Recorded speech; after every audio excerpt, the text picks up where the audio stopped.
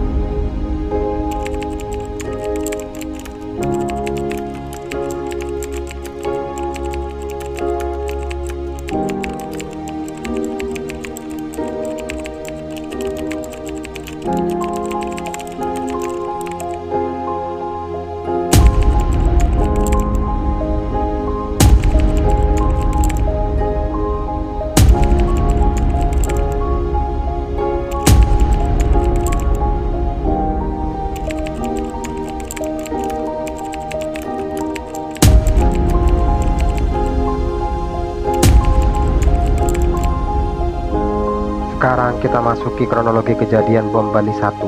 Ledakan pertama di Paddy's Pub, Sari Club, hingga eksekusi mati para pelaku. Saksikan peristiwa ini dari awal hingga akhir.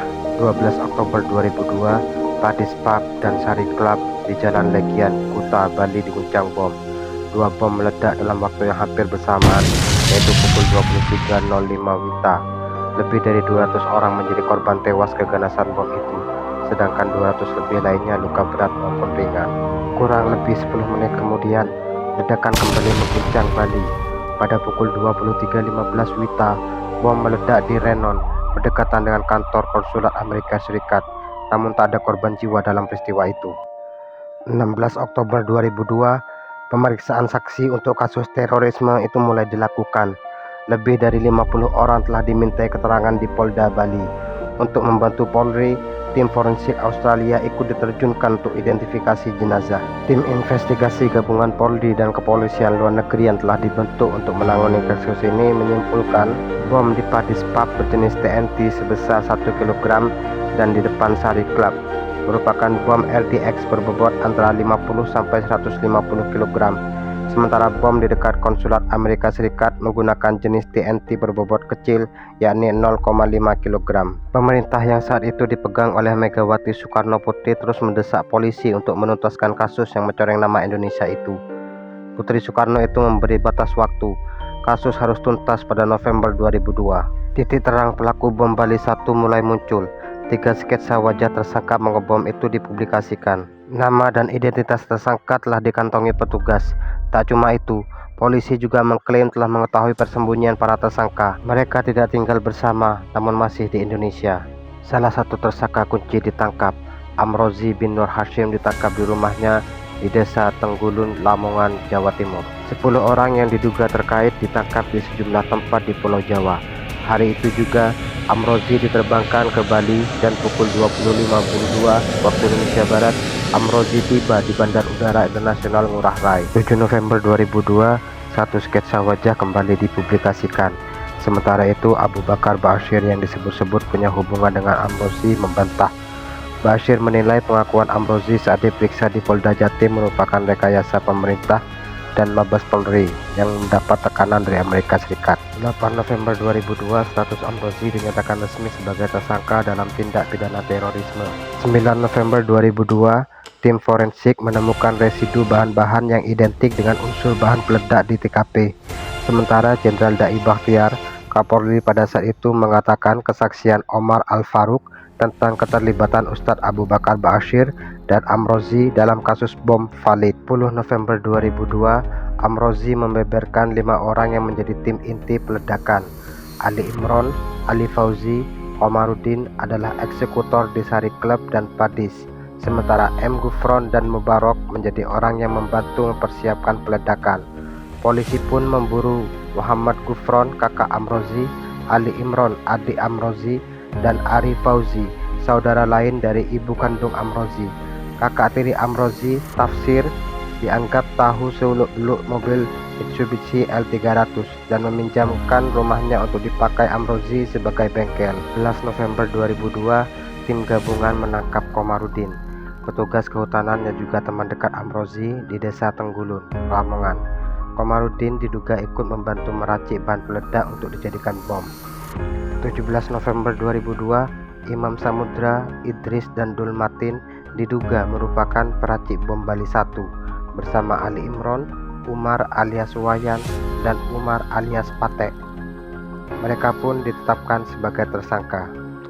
21 November 2002, Imam Samudra, satu lagi tersangka bom Bali, ditangkap di dalam bus Kurnia di kapal pelabuhan Merak. Ia hendak melarikan diri ke Sumatera. 1 Desember 2002, tim investigasi bom Bali 1 berhasil mengungkap otak pelaku bom Bali yang jumlahnya 4 orang. Satu diantaranya anggota Jamaah Islamiyah. 3 Desember 2002, Ali Gufron alias Muklas, kakak Amrozi, ditangkap di Klaten, Jawa Tengah. 4 Desember 2002, sejumlah tersangka bom Bali 1 ditangkap di Klaten, diantaranya Ali Imron, adik Amrozi, Rahmat, dan Hermianto. Sejumlah wanita yang diduga istri tersangka juga ditangkap. 16 Desember 2002, polisi menangkap anak Asyuri Atang yang masih siswa SMU di Lamongan. Tim juga berhasil menemukan 20 dus yang berisi bahan kimia jenis potasium klorat seberat 1 ton di rumah kosong milik Asyuri di Desa Banjarwati, Kecamatan Paciran, Lamongan yang diduga milik Amrozi. 18 Desember 2002, tim investigasi gabungan Polri dan Polisi Federal Australia membuka dan membeberkan dokumen Solo, sebuah dokumen yang dimiliki Ali Gufron. Dalam dokumen tersebut berisi tata cara membuat senjata, racun, dan merakit bom. Dokumen itu juga memuat buku-buku tentang JI dan topografi suatu daerah serta sejumlah rencana aksi yang akan dilakukan. 6 Januari 2003, berkas perkara Amrozi diserahkan kepada Kejaksaan Tinggi Bali. 16 Januari 2003, Ali Imron bersama 14 tersangka yang ditangkap di Samarinda, Kalimantan Timur, tiba di Bali. 8 Februari 2003, dilakukan rekonstruksi bom Bali 1. 12 Mei 2003, dilaksanakan sidang pertama terhadap tersangka Amrozi. 2 Juni 2003, Imam Samudra mulai diadili. 30 Juni 2003, Amrozi dituntut hukuman mati. 28 Juli 2003, Imam Samudra dituntut hukuman mati. 7 Agustus 2003, Amrozi divonis mati. 25 Agustus 2003, Ali Gufron alias Muklas dituntut hukuman mati. 10 September 2003, Imam Samudra divonis mati. 2 Oktober 2003, Ali Gufron divonis mati. 30 Januari 2007, PK pertama Amrozi CS ditolak. 30 Januari 2008, PK kedua diajukan dan ditolak. 1 Mei 2008, PK ketiga diajukan dan kembali ditolak.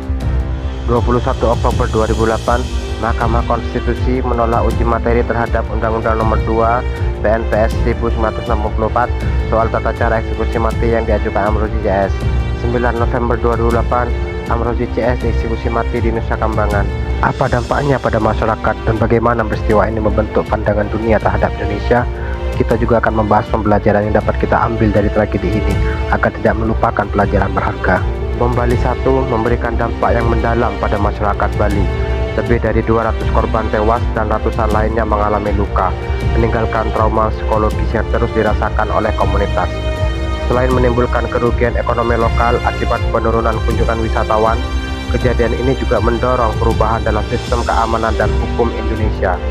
Dampak globalnya menciptakan kesadaran terhadap ancaman terorisme internasional. Bom Bali 1 secara menyeluruh mengubah paradigma kehidupan masyarakat, menciptakan perubahan yang mendalam dalam sejarah dan keamanan Indonesia. Tragedi Bom Bali 1 memberikan sejumlah pembelajaran penting, termasuk kebutuhan akan kerjasama global dalam mengatasi ancaman terorisme, pentingnya upaya pencegahan dan intelijen yang efektif, serta perlunya reformasi sektor keamanan dan hukum di tingkat nasional. Kejadian ini juga menekankan pentingnya kerjasama internasional, keamanan pariwisata, kesatuan masyarakat, dan mempertahankan nilai-nilai kemanusiaan dalam menghadapi ancaman serius terhadap perdamaian dan keamanan.